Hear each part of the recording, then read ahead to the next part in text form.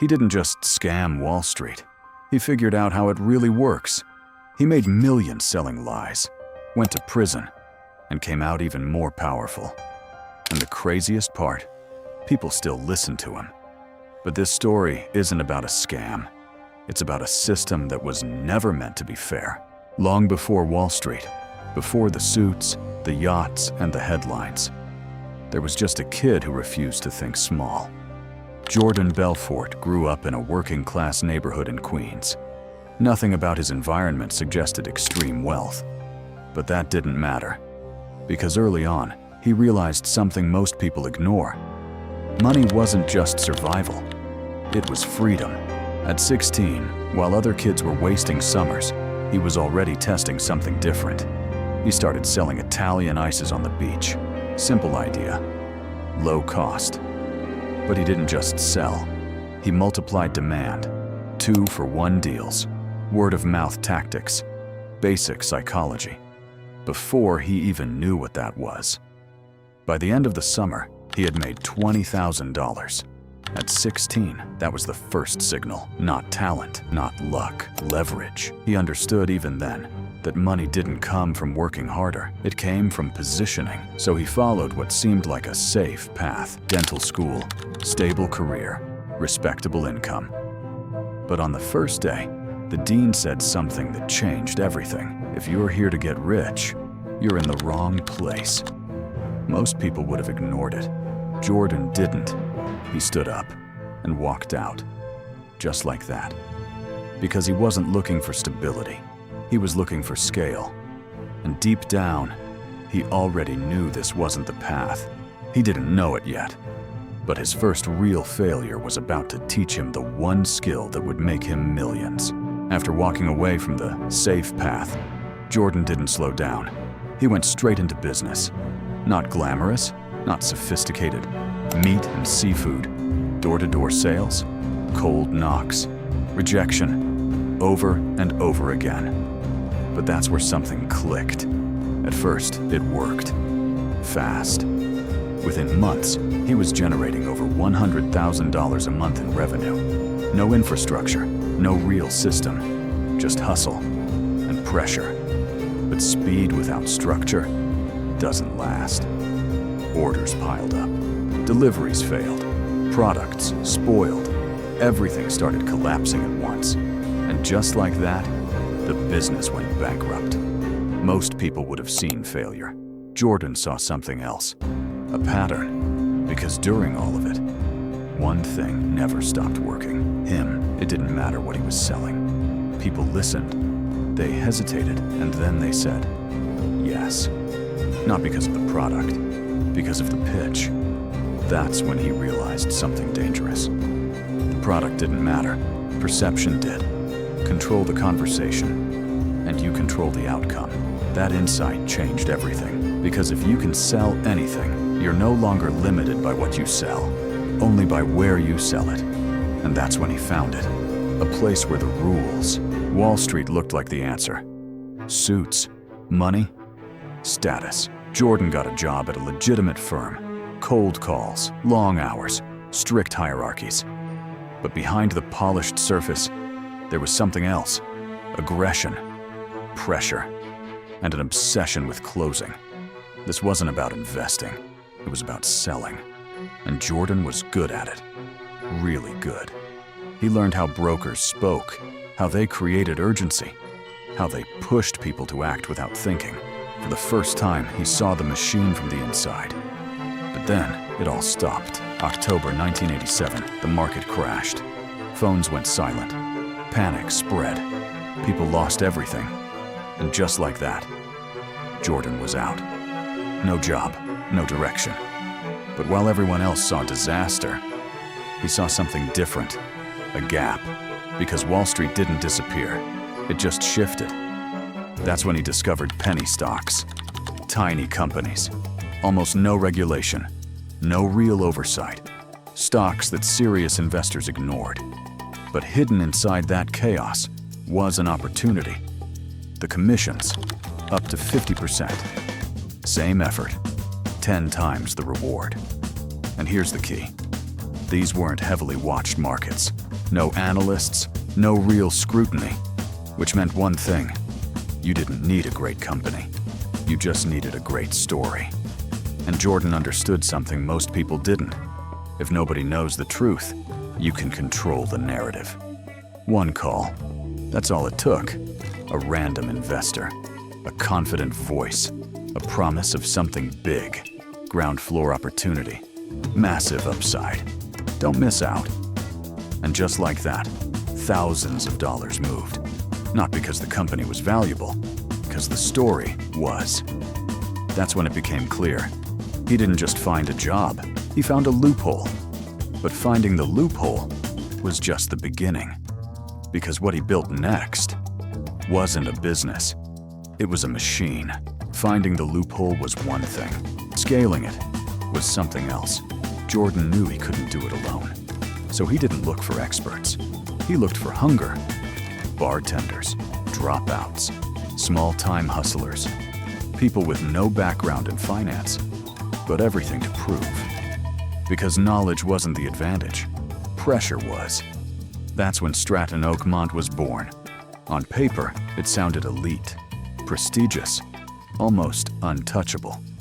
In reality, it was a cramped office filled with noise, chaos, and ambition. Phones ringing non-stop, voices shouting over each other, deals closing every minute. But the real power of Stratton wasn't the environment. It was the system.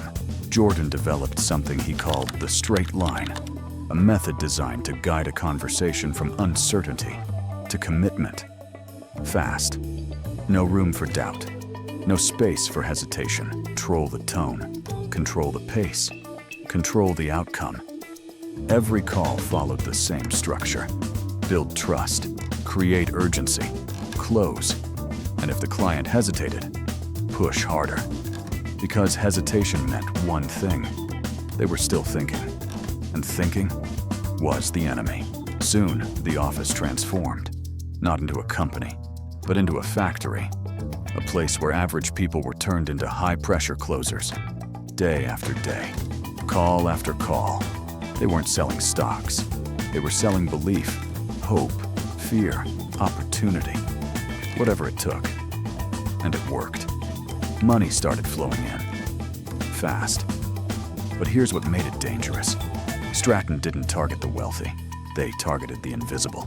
Retirees, working families, people with savings, but no experience. The ones who trusted the voice on the phone. The ones who believed this could change everything. And that's exactly what made the system scale. Because once you stop selling products and start selling emotion, there's no limit. But the real genius of Stratton wasn't just how they sold. It was what they were really doing behind the scenes. On the surface, it looked like a brokerage firm. Calls, stocks, recommendations. But underneath, it was something else entirely. A system. Simple, repeatable, and incredibly effective. It started with cheap stocks, unknown companies, low prices, almost no attention. Stratton would quietly buy massive amounts of these shares before anyone else even noticed they existed. That was step one. Control the supply. Then came step two. The illusion. Inside the office, the phones would light up. Broker after broker, pushing the same stock.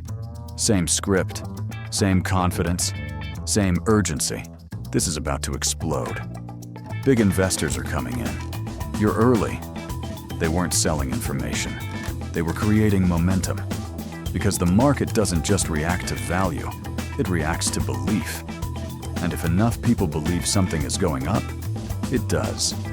At least for a moment. The price rises. Demand increases. More calls. More buyers. More hype. And right at the peak, Stratton sold everything. All at once. Dumped it. And just like that, the price collapsed, leaving thousands of investors stuck, holding something that was never worth anything. That's the part people know. The pump and dump. But here's what most miss. This wasn't random. It wasn't chaotic. It was engineered. Every step. controlled. From the first call to the final exit, a closed loop. And the more they repeated it, the better it worked. Because each success made them bolder, more aggressive, more confident that they couldn't be stopped. And for a while, they were right. Because the system kept printing money. Their world started turning into something else entirely. At first, it felt like winning. Not just money, control, status, power. Stratton wasn't just growing, it was exploding. Millions flowing in, deals closing daily, new recruits walking in every single week. And inside the office, it didn't feel like work. It felt like a rush. Constant noise, constant movement, constant validation. Top performers were treated like kings. Huge bonuses, luxury watches, cash thrown across the room. If you closed, you mattered. If you didn't, you were gone. No middle ground. But the money wasn't enough. It never is. Because once success becomes normal, you need something stronger. That's when everything escalated. The parties got bigger. The behavior got louder. The lines started to blur. Drugs weren't occasional anymore. They became part of the system. Something to keep the energy up and the pressure off. Cocaine to move faster. Quaaludes to slow down. A cycle that never stopped. People passed out mid-call. Arguments turned into fights. Control started slipping. Slowly. But from the outside, none of it mattered, because the image was still perfect. Jordan had everything: mansions, cars, a private yacht, a life most people only imagine. And that's what made it dangerous, because the success looked real, convincing enough that no one questioned how it was built. And inside that illusion, Jordan wasn't just a leader anymore. He became something else, a symbol. Proof that the system could be beaten. Or at least, that's what it looked like.